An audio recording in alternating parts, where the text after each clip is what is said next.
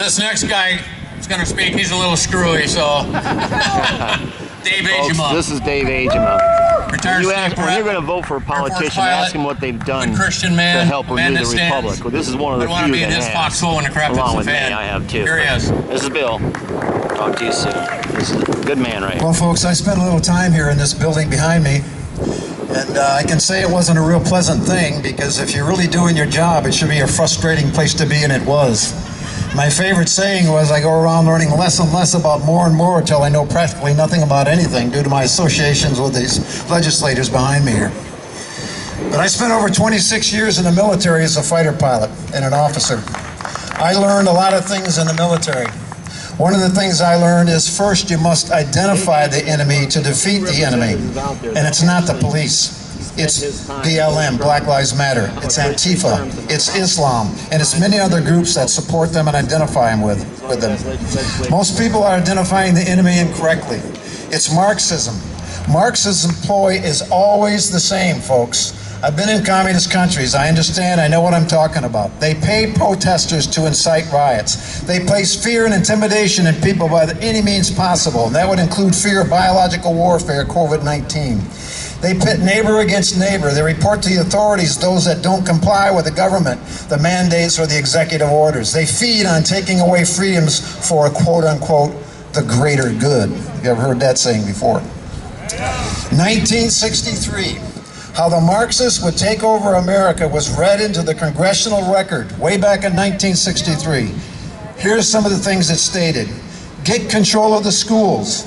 The use of student riots, eliminate law and order, promote pornography and obscenity, infiltrate the press, the media, push homosexuality as normal and healthy, change churches into a social gospel, eliminate prayer in schools, discredit the Constitution.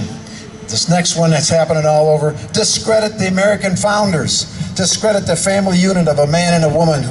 Does that sound familiar, folks? It's happening today. So, who does these things? That's what you really have to know here today.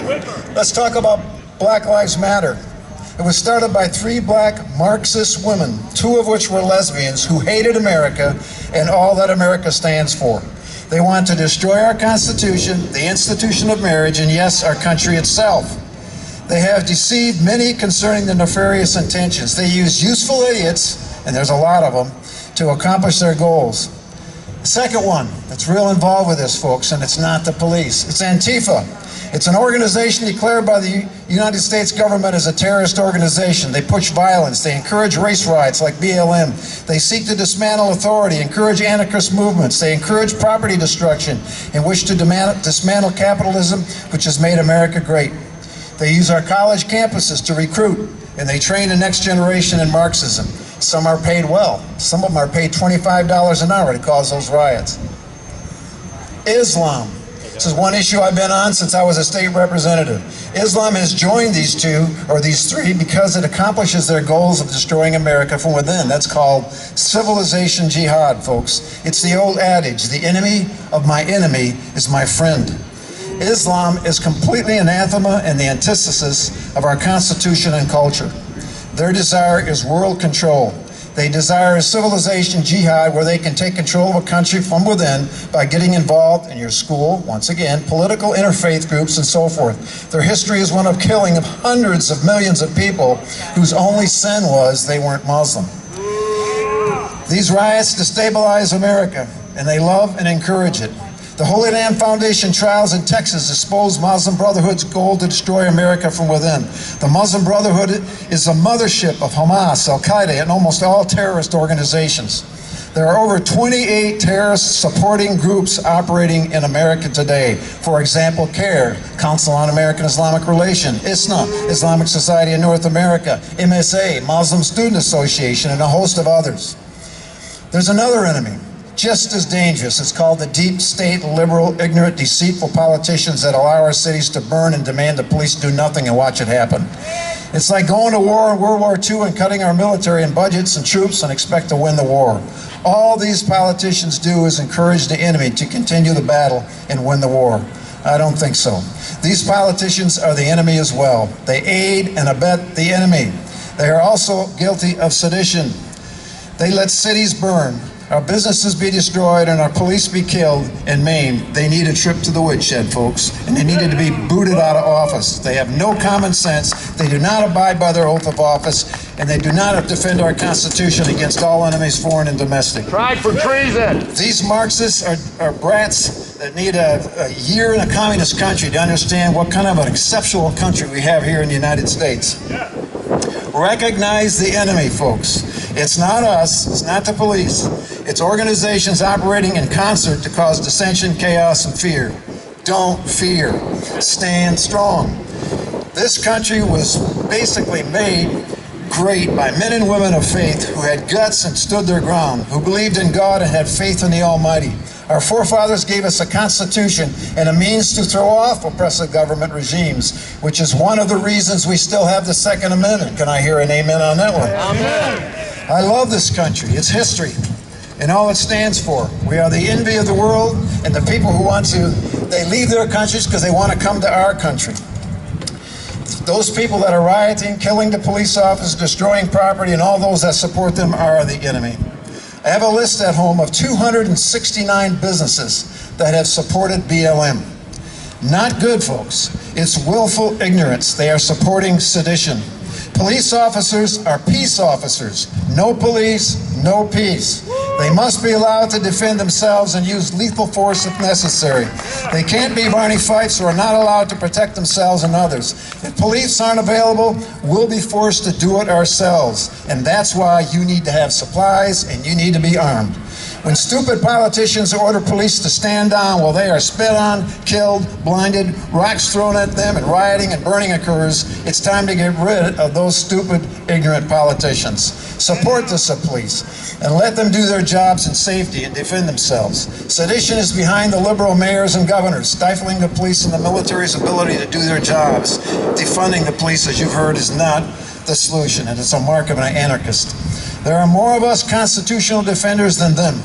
Let us defend the police. Let us not defund the police. Let us support them by all means possible. They are not the enemy. Let us support our military. Let us support Trump and his presidency, who's fighting the crazies in Washington and the stupid liberal ignorant mayors and governors who don't have a lick of common sense, to include our own Governor Whitmer. We often say, God bless America, but before we receive a blessing from God, we must obey God and obey His will. We can't expect God's blessing when we kill the unborn, remove God from every aspect of our society, and let these type of organizations exist within our midst. They must be regurgitated out of our country. They are the enemy, not us.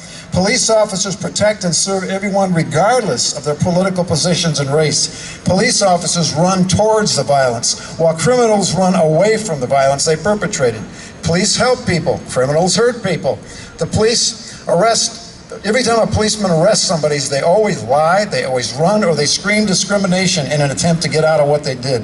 Police officers have families too. They often wonder if they're going to make it back from a domestic abuse call or a riot. They speak commands to protect themselves, others, and the persons being arrested.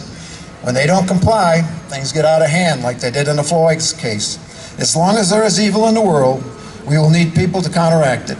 If you take those people away, you'll have chaos, and the gang with the biggest guns will win.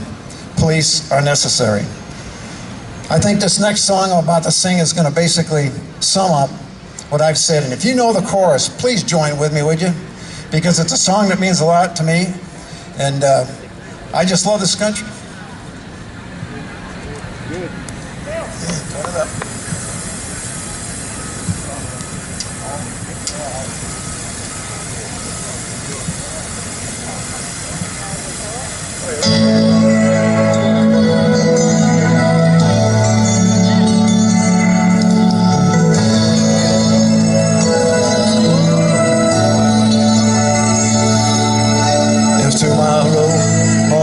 Were gone and I'd worked for all my life, and I had to start again with just my children and my wife.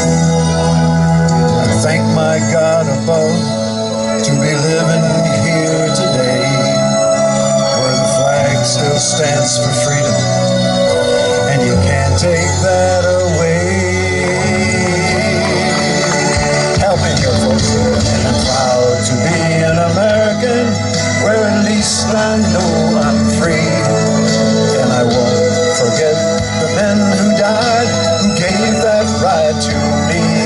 gladly stand up next to you and defend her still today. 'Cause there ain't no doubt I love this land. God bless the USA.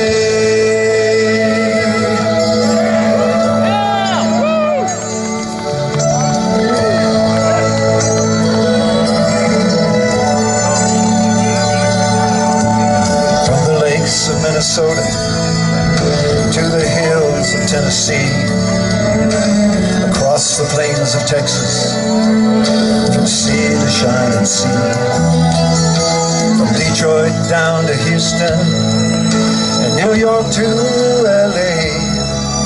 Well, there's pride in every American heart, and it's time we stand and say, come on, folks. And I'm proud to be an American, where at least I know I'm free. And I won't forget the men who died, who gave that right to me.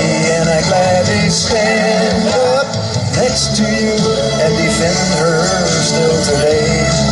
'Cause there ain't no doubt I love this land. God bless the USA.